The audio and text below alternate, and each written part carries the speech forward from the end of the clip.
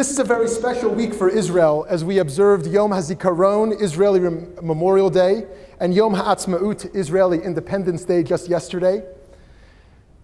And it doesn't need to be mentioned that we live in a very crucial time for the state of Israel, where we are witnessing incredible optimism, growth, progress, academic advancement, social entrepreneurship and innovation, and global impact. We're also witnessing a crisis with Palestinians, with Iran, with poverty, the ultra-Orthodox and secular divide, and with the Israel diaspora divide. We have many accomplishments to celebrate and many internal and external crises to confront. We live in paradox with challenges and opportunities, with tears and with laughter, with fear and with hope, with barriers and possibilities. One young star has recently emerged in Jewish and Israeli leadership that we are fortunate to learn from tonight. It's my incredible pleasure and honor to introduce our speaker this evening. Rabbi Dov Lipman grew up in Maryland and spent his youth and young adult years immersed in Jewish learning and teaching. In 2004, Rabbi Lipman and his family made Aliyah and began their life in Israel.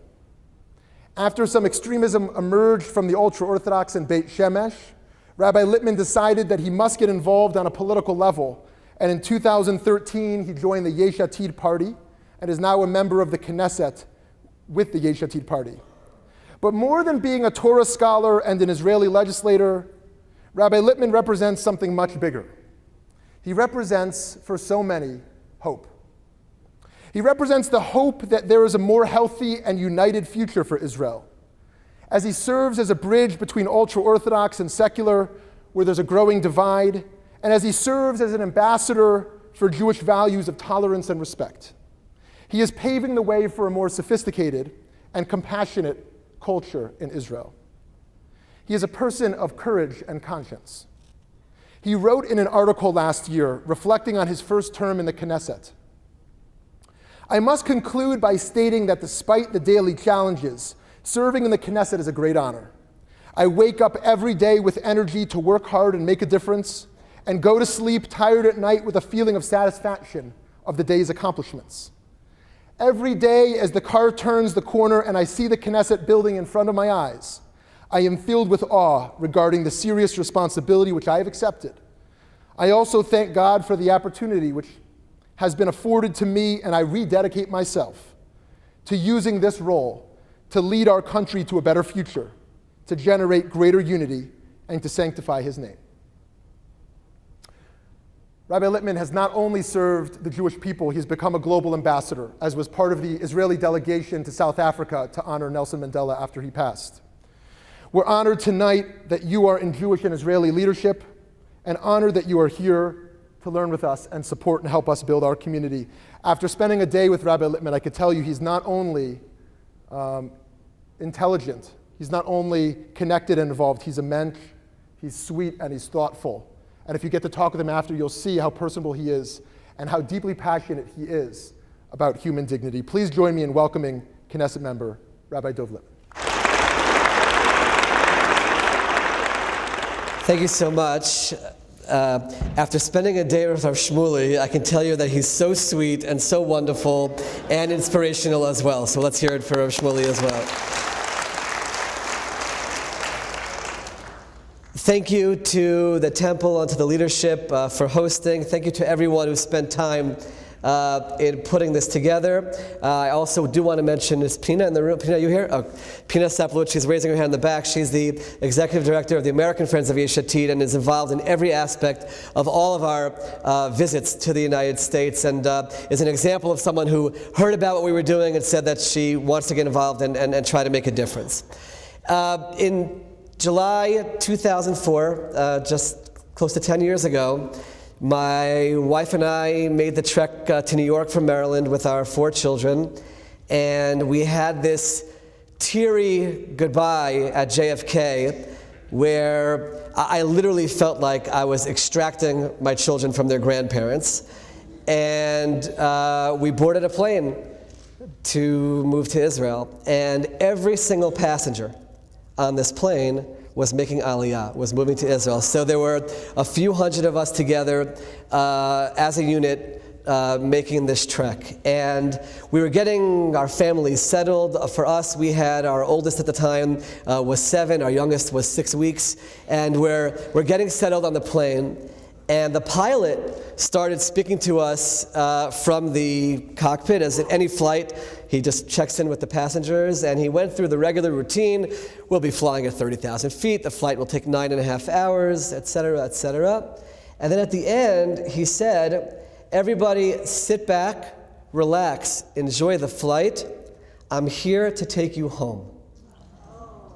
And he said that, and somehow in the entire process of our preparing to move to Israel, I didn't capture it the way he said it. That after 2,000 years of our families traveling around from country to country and continent to continent, and in every single one of those places, except for the United States, and I'll touch on that in a few minutes, in every one of them, the end result was our either running away or being thrown out. Here we were, as the representatives from our family, to come back to our homeland. And when he said it, it resonated with me, and it stuck with me, and it really has colored my entire experience since moving to Israel. I have not been a lifelong politician. I was speaking before with the state representative, and people have lifelong careers and then make the decision to get involved in public life. I'm an educator. I love teaching. I miss teaching a lot. And essentially, the events that happened in Beit Shemesh shifted my career choice. Essentially, I saw the extremism which existed in Beit Shemesh, and I studied in ultra-Orthodox yeshiva. By the way, my dream is that no one has to put an adjective before a description of what kind of Jew they are. We can just be Jews and end this whole idea of I'm this type of Jew. But for the sake of tonight's conversation, I will use some of those labels, and I apologize because I'm uncomfortable with it. But I studied in ultra-Orthodox yeshivot, rabbinic seminaries, and I knew that what I was seeing around the corner from my house, it was not representative of any kind of Judaism that I'm familiar with. But even more than that, it bothered me because I felt like it was putting a stain on the entire ultra-Orthodox community, a community that's filled with wonderful people and value-centered people who would never be violent towards anyone or hurt anyone or coerce anyone. But yet, that's the way it works, that when you have one group that's acting in this way and it's covered by the press, certainly everyone will see it that way. And I decided to try to get involved. So I came with my American, can't we all just get along approach. And I figured I'll solve this. We'll get everybody in the room, we'll talk it out, maybe we'll sing a little bit, and we'll walk away best of friends. And I failed miserably in my mediation attempts. But in the process, I learned a lot about the depths of these issues. The issues in Israel are not just some kind of superficial arguments about something. They're very, very deep, and there's a history behind it, which is critical if we're going to try to heal those wounds and create a more unified society. So I actually shifted gears and became an activist against the extremism, against the coercion, certainly against any of the violence. And I started realizing that the core, from my perspective, of the issue today, not what it was 66 years ago when the State of Israel was founded, but today, is from the fact that the secular communities and the ultra-Orthodox community in Israel have almost no interface with one another. There's no interaction with one another. And if we're not even talking to each other, if we're not even communicating with one another, if we have no opportunities to understand each other, there's absolutely no way that we're ever going to heal these wounds. It's just not going to happen. And there was one moment where I really realized the power of what happens when we unify together. So the story in Beit Shemesh with the girls' school which is around the corner from my house. My daughters don't go to that school, but where girls were being assaulted by a very, very small group of extremists, very small group that came, but they came regularly. This wasn't a one-time event. They came regularly for about 4 months. And I would go every day. I taught in a girls' school in the morning and a boys' yeshiva in the afternoon. And in between, I would go to the street and help protect the girls when they were coming home from school. And everywhere we turned, we didn't receive help. The police, it wasn't helping, and the Minister of Public Security, and even the Prime Minister's office, and no one wanted to get involved. And I started realizing that it all related, not because they didn't care, but it related to Israel's complex political situation where you have to have a coalition and ultra-Orthodox parties, and what will it mean to the coalition if we crack down on them? And the right thing wasn't being done. And that's all that I saw in front of my eyes. So after the story went public and went into the press, an amazing thing happened, and it's important to hear this story. I essentially was the one who led the battle in that complicated situation, and was the one who connected to the press about the story. And we knew that Channel 2 has a show on Friday nights called Ulpan Shishi, and it has a host by the name of Yair Lapid. We'll get to that in a few moments. And they were to cover the story. And okay, I knew they were covering the story. I wasn't interviewed for the story. And they were airing the story on Friday night of Hanukkah, 2.5 years ago. And fine, Shabbat started. We had our Shabbat Hanukkah. I didn't even think about it. I didn't think it would have any impact whatsoever. Shabbat ended. I made Havdalah. We lit candles. I went to go online to check a few emails, and a friend of mine sent me an email saying, "Did you see this Facebook group?" I said, what sent me the link? And there's a Facebook group which says, thousands of Israelis are going to Beit Shemesh to protect little Na'amah. I think to myself, what did I do? What did I do here? And I checked, and sure enough, on the show, little Na'amah, who is my daughter's friend, who goes to this school, she cried. She cried on national TV, talking about how difficult it is to wake up every morning and be afraid to go to and from school. And by the way, in Israel, one of the great things about living there is that our children just roam. Our children go everywhere freely at all hours of the day, and I don't have any fear at all that anything will happen to them. And here were children who couldn't go to and from school.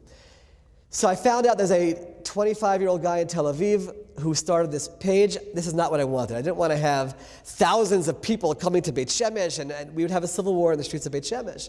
So it took me a few hours to get to him, and I called him up, and I introduced myself, and I wasn't a member of Knesset. I was just a rabbi living in Beit Shemesh. And I said, I appreciate so much the gesture, but please don't do this. Please cancel the page, cancel the event. There's no need for this.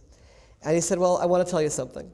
He said, I was innocently minding my own business, kind of surfing the channels on Friday night, and all of a sudden, I saw a little Jewish girl crying because she can't go to and from school. And he said words which I think about almost every day. He said, no one is going to stop me from trying to help that girl. And I said to he took my breath away. I said, wow.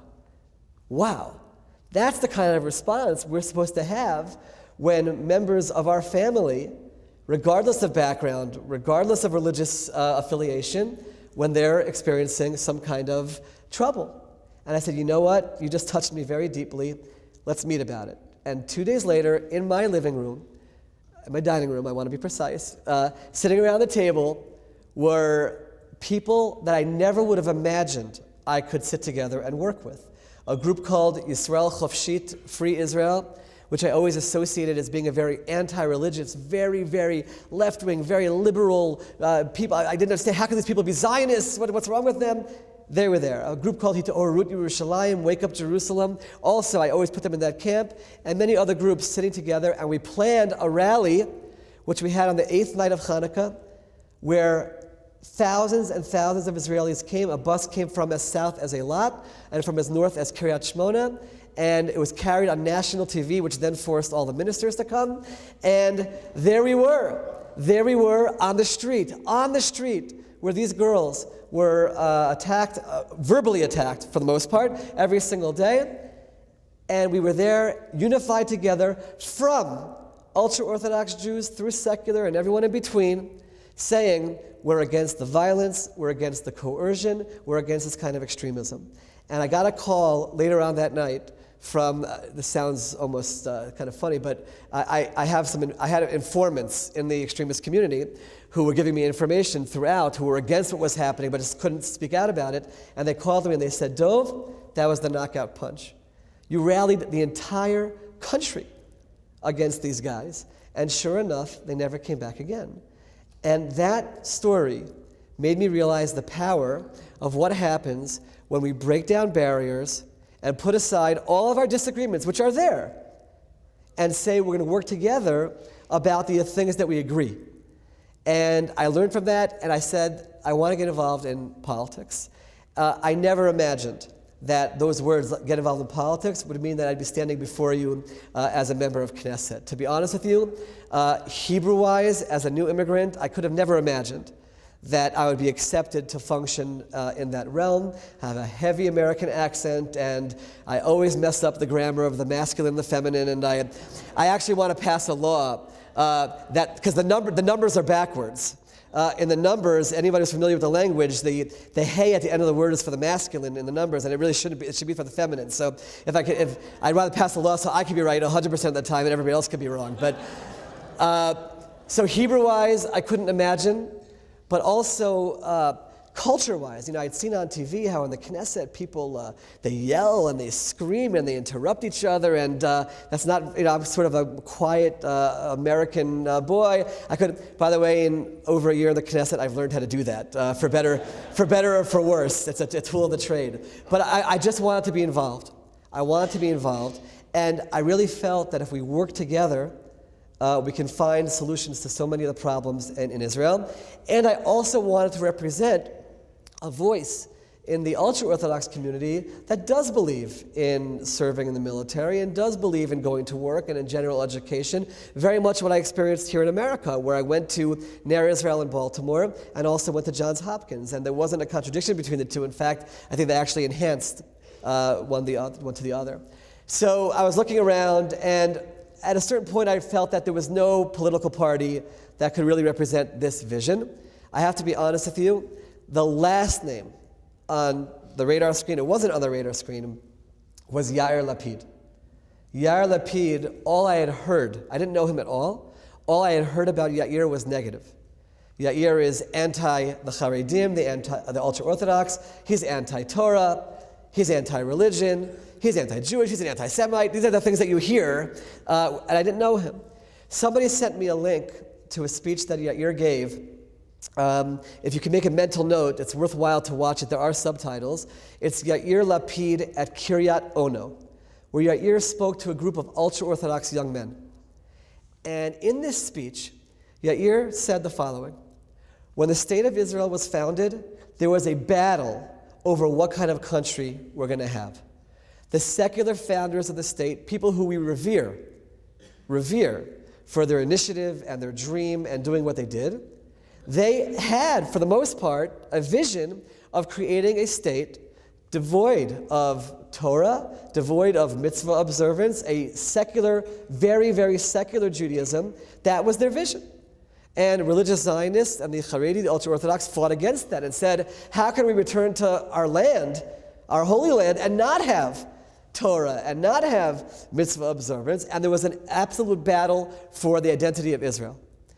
Yair Lapid, this secular icon in Israeli culture, looked at this group of ultra-Orthodox young men, and he said two words. He said, Atem nitzachtem. You won. You won. There is Torah in Israel. There is religion in Israel. And we on the secular side are not trying to take that away from you. We're not fighting that battle anymore.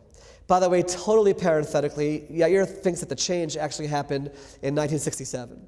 He feels that in the Six-Day War, even the most secular Israeli, something stirred inside of them, and they realized that there are greater forces at work here than just building a secular country devoid of God and devoid of religious observance. Atem nitzachtem, you won. All we want as secular people is don't force us and don't coerce us to your way of life. let's work together. Let's work together. And I heard him say that, and I felt this hand coming out from the secular side of Israel, and I wanted to be one of the people who grabbed the other side of that hand. Because I've always believed that, yes, I'm Orthodox, and yes, that's the way I live my life, but I have absolutely no right to force what I believe on somebody else, and certainly not to use the vehicle of a government to force what I believe on somebody else. So I heard that, and I said, okay, I want to get involved. So what do you do? Right? He's Yair Lapid, and I'm living in Beit Shemesh, and I want to get involved. So I looked on Google, and I found this lapidteam@gmail.com, and I sent off an email saying, I'd love to help and get involved. Somebody responded at some point and said, come for a meeting, and we met, and we talked about opening a branch of Yesh Atid in Beit Shemesh, and I accepted to do that, and that's what I thought my involvement would be. And then I got to meet Yair for the first time, face-to-face, just the two of us together. And we had an amazing conversation. But the first thought that I had in the conversation, a few minutes into it, I was very sad. I thought to myself, I had been living in Israel at that point for 8 years. And I'm friendly, and I'll say Shabbat Shalom and good morning to anybody who I see. This was the first time that I was sitting with someone who calls himself secular and having a conversation of substance about what kind of country do we want to build. And that's a tragedy. It's a tragedy.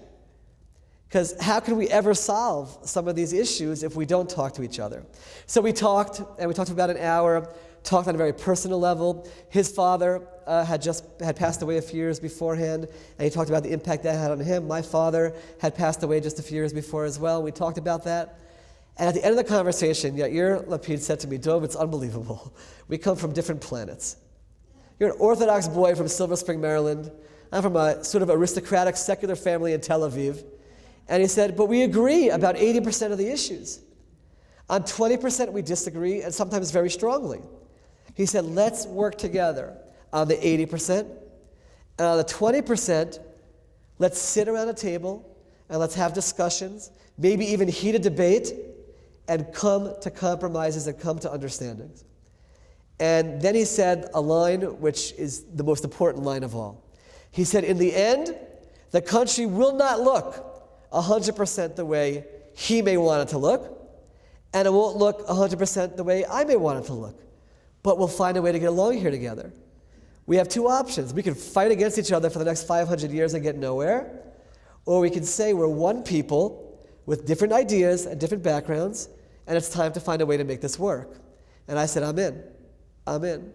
And a few weeks later, I had a coffee with him, the famous coffee where he offers to run for Knesset. And in Israel, you have to be on a list, on a party list. He told me from the beginning, he said, Dov, you're going to be number 17 on the list. I said, Yair, it's an honor that you're even considering me to be in the Knesset. I said 17 is not realistic, which is fine. According to the polls, it was much less. It's an honor for me to be involved. And I said, after I'm not elected to Knesset, I want to be involved in the whole issue of the ultra-Orthodox, in terms of the draft law, in terms of education, in terms of the workforce. That's what I want to do. He said, Dov, you're going to get in. I said, yeah, you don't have to say that to me. It's okay. But we started traveling around the country, sharing our message, 5 major flags in areas that we wanted to change, including trying to deal with the third rail of Israeli politics, which is religion and state. In America, it's Social Security. In Israel, it's religion and state. Nobody touches it. So we have this terminology since 1948 called status quo. How can you say status quo? How can you say status quo? A country which has now become a country of over 8 million people and an ultra-Orthodox community which, thank God, is growing in leaps and bounds, and is now 800,000 people, a tenth of the country. How can you say status quo? Nothing is status quo. And a secular Israel, which is in a different place than it was in 1948. So we decided that we were going to try to tackle this issue. So it was an amazing day, election day, an amazing day, where we traveled around to various polling places. And it was very interesting in Israel. There was the two traditional parties, Likud and Labor. In their tables by the polling places, it was very quiet. There wasn't a lot of excitement. To Yesh Atid, our party, which is a new party, and Beit Yehudi, which is the Jewish Home Party headed by Naftali Bennett, two new parties with two new young idealistic leaders, there was a lot of excitement. You saw it in the air. Our party is called Yesh Atid. Yesh Atid means there is a future.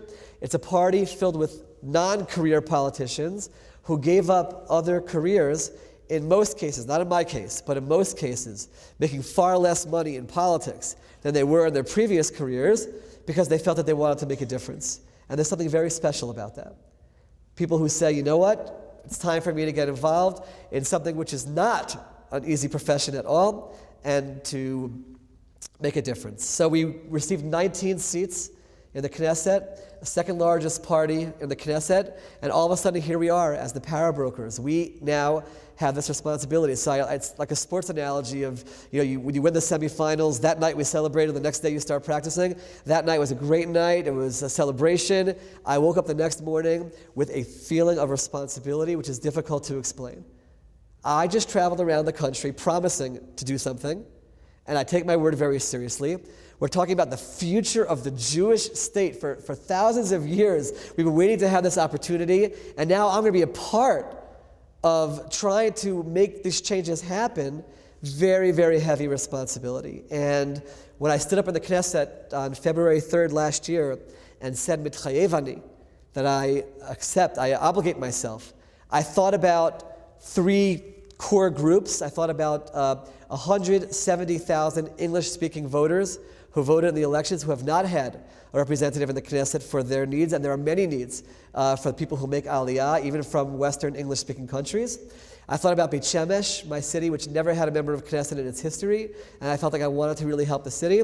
And I thought about tens of thousands of young ultra-Orthodox families where they do want to raise their children with the opportunity to balance Torah scholarship on the highest level, along with being involved in broader society, both through service and through general education. And we got to work. We got to work right away, and I can look back now on a year, and it's unbelievable what has been accomplished. We have a law which is in place in terms of the draft for the ultra-Orthodox community, which was done with tremendous sensitivity to the religious side. That's the key here. Secular Israel coming and saying, we demand that everyone leave yeshiva and go fight. It's not going to happen. And you'll just have a civil war. What's the point of that? We sat together, in most cases, quietly with the leadership. People would be stunned to understand that level of involvement. And we worked out an agreement. We came to a compromise, major compromise, from the secular side. And I want to point out, Yair Lapid, who unfortunately is vilified very often in the religious world, he said that one of the prides that he has in this law is that for the first time in the history of Israel, studying Torah is identified and recognized as a service to the Jewish people. In the past, it's always been, if you study Torah, you're exempt from service. This law says no. The people who aren't going to serve in the army or national service and are studying, that studying is everybody serves. Everybody serves. There's going to be one form of service, which is studying, because the Jewish people need to have people who are dedicated fully to study. It's an incredible insight and incredible value which we accomplished. And then even when they do serve in the army, there are units that are special for them. There's national service options. There's growth in every year of goals, done with a lot of sensitivity. And the most important part here, from my perspective, is joining the workforce.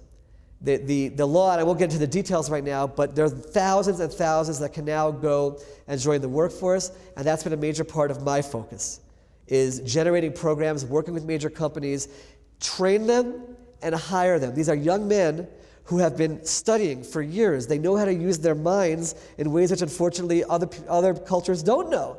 They have a discipline to sit and to read and to study and learn from one thing to another in high tech, especially. They can be incredible.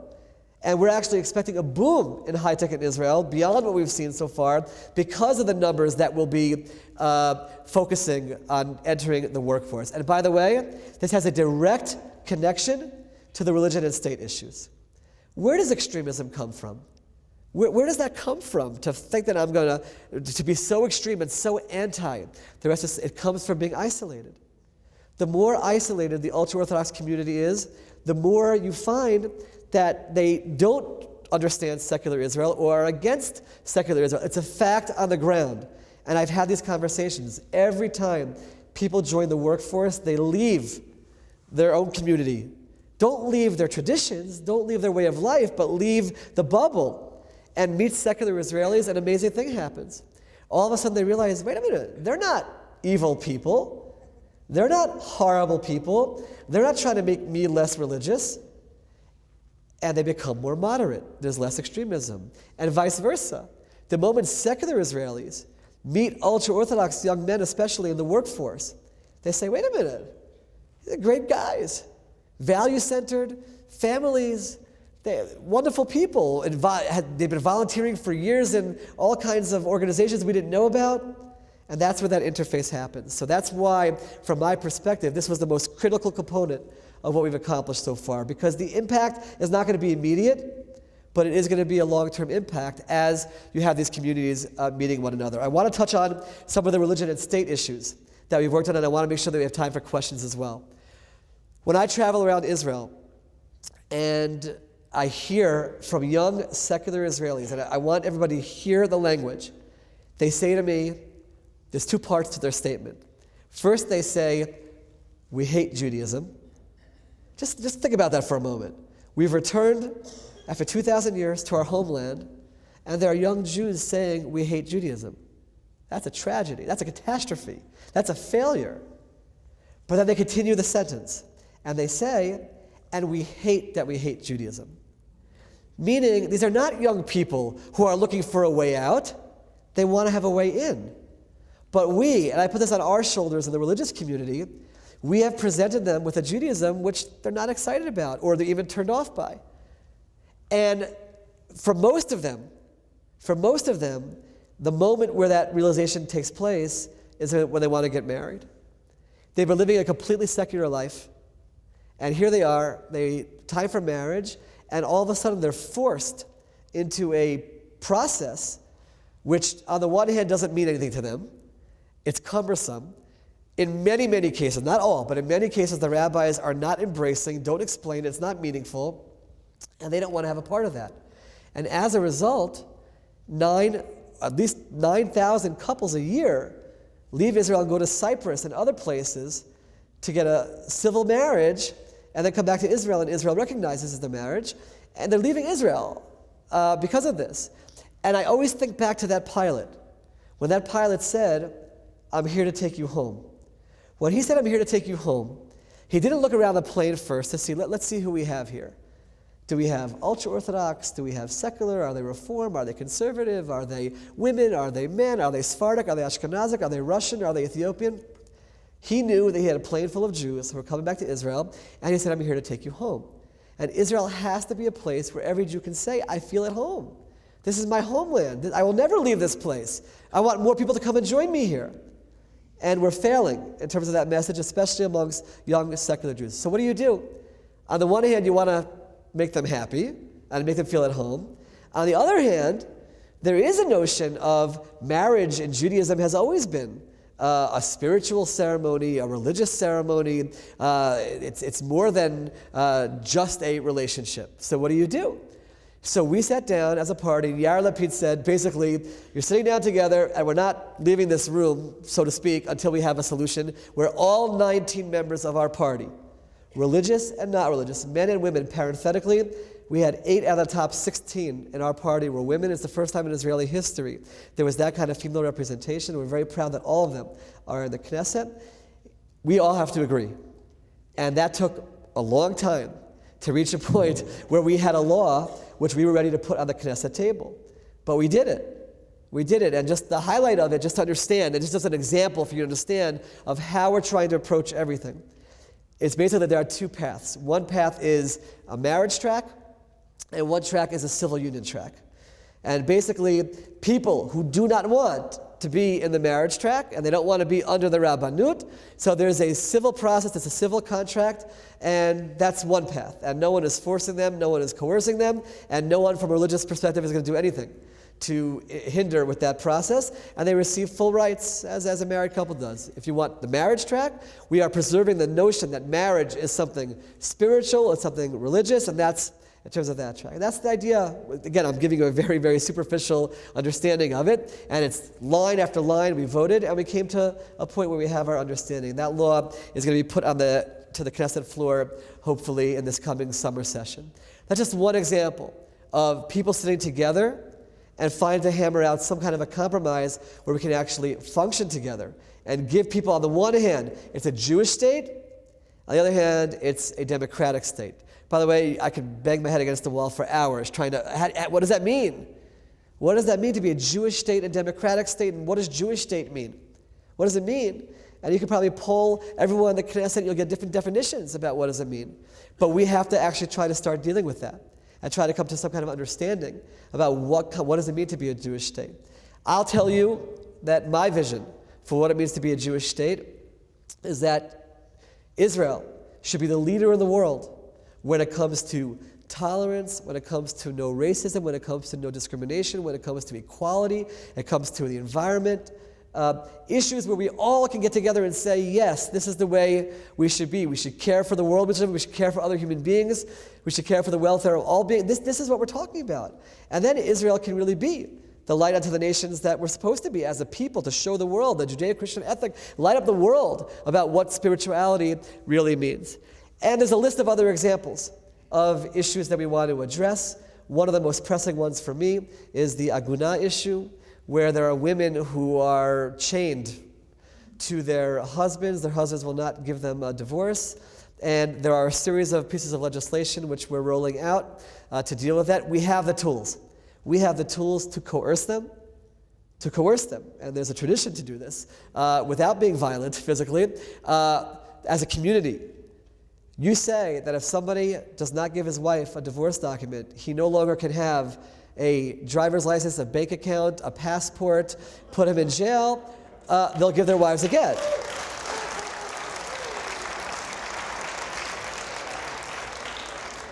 And that's exactly what we're going to do. And the rabbis that I've met with about it have said, you'll get it done. And if you pass the law and give the tools and make it happen, it's going to happen. So there's enough things that we can do.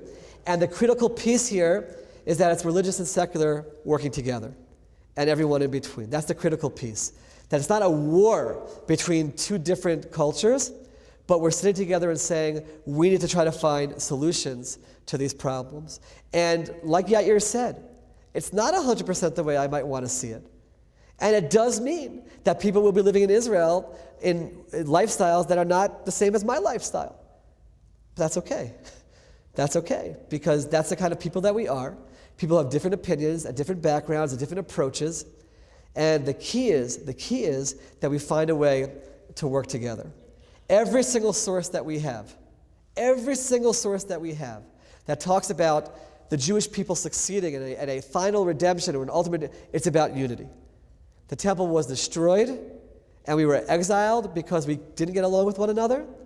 And the only way we'll rebuild that is if we find the way to get along. Getting along with one another does not have to mean that we agree about every theological issue. That's okay. But that we are able to be tolerant of each other, and that we as a Knesset don't use the legislative body in Israel, to coerce people religiously, but just the opposite. When I received my rabbinic ordination, I always understood that my job as a rabbi was not to create problems, but to find solutions. And that's what we have to do as a Knesset as well. It's not to create problems, make it more difficult for people to be in Israel, make it more difficult for people to move to Israel. Think about it for a moment. Russians. I was in the former Soviet Union in the summer in 1990, 91, and I helped prepare young people to move to Israel. People who were persecuted in Russia, because they were viewed as Jews, they come to Israel, and in Israel, according to halakha, and I agree with the halakha, okay, I personally agree that we believe that it's based on matrilineal descent, and if their father was Jewish and the mother was not Jewish, they're not halachically Jewish, but they can become Jewish. They can become Jewish to a point where everyone recognizes that. We can absolutely do it. There's a category in halakha called Zerei Yisrael. They come from Jewish descent. They're from the Jewish people, and yet we've been using the government to be an obstacle instead of being embracing and bringing people in. And the list can go on and on in terms of the issues that we can solve. I'll end with one anecdote, then I want to take questions. Many people say to me, Dov, they say, yeah, this is naive American, you just came to the Middle East 10 years ago, what do you know? This is the Middle East, people are stubborn in their ways, and the change is not going to happen. And they say to me that it's stam chalom, it's just a dream. Okay, you're a dreamer, it's just a dream. Stam chalom, it's never going to happen. So when they say that to me, I think about two things. First of all, now a year into it, I can say it's not stam chalom. There are thousands and thousands of Haredim, of ultra-Orthodox young men, who thanks to some of our programs in particular, but all the work of Israel, are getting jobs, and they're getting training, and they're getting jobs. And by the way, parenthetically, I have business cards here on the table in the back. If any of you want to find out how you can get involved in those, please be in touch. There are many programs which need a lot of assistance. You can help them out and get these guys to work and take people who are living off charity now and give them the tools to be able to sustain their own families with dignity. It's happening. And we're passing legislation about all these issues. That's first of all. So it's not just a dream. But when they say to me it's just a dream, I think about something that happened 30 years ago. 30 years ago, I was this young 12, 13-year-old from Silver Spring, Maryland, and we used to go a few times a year to the Soviet embassy in Washington, D.C. to demonstrate for our brothers and sisters behind the Iron Curtain. And I have no doubt, as community leaders, that many of you were involved in a lot of these efforts as well. What an amazing moment in history where world Jewry rallied for our brothers and sisters in Russia. And we used to go and we would sing Am Yisrael Chai, we would chant 1, 2, 3, 4, open up the iron door, and I remember it very vividly. But one time, it was a cold winter day, we had a silent vigil, and they gave us signs. And I stood there, I remember a cold Washington day, holding my sign. And I wasn't a kid who was thinking about world Jewry. I wasn't a kid who was thinking, I was thinking about, will my Redskins win on Sunday or not, and that was it. But they used to win a lot. I was holding my sign. And on my sign, it said, Free Yuli Edelstein. That was my sign. I remember it like yesterday. King David says in Tehillim, in Psalms, Shir HaMa'alot B'shuv Adonai et Shivat Zion Hayinu Kecholmim. He says when the Jewish people return to Zion, Hayinu Kecholmim, we're like dreamers. You want to hear about a dream? 30 years later, I'm blessed to sit as a member of the Israeli Knesset, and the speaker of the Knesset is Yuli Edelstein. 30 years ago, I was this kid in Maryland.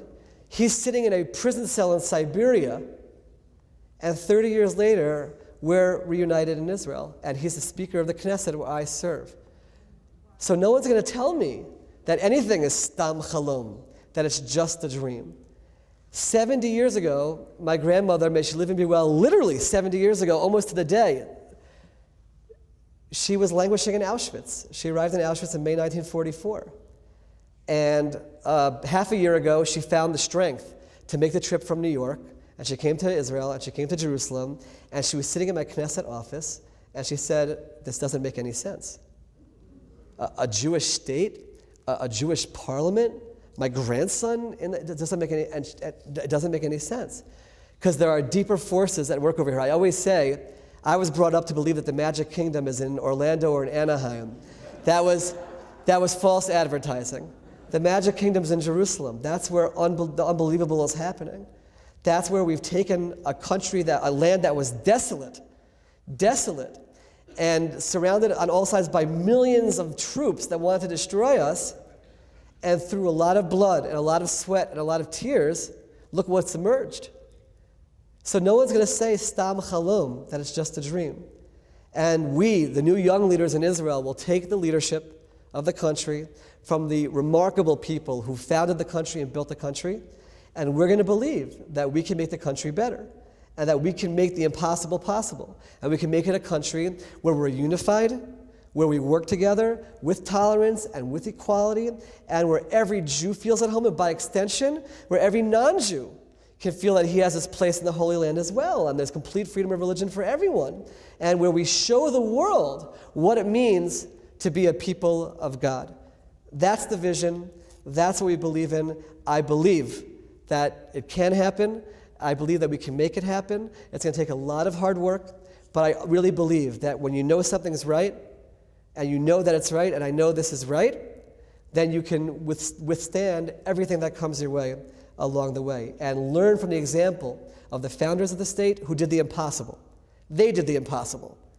And take the leadership, and God willing, we'll be able to look back after years and years of work and say, wow, the state of Israel has really become the light unto the nations that it should be. So thank you so much for your time.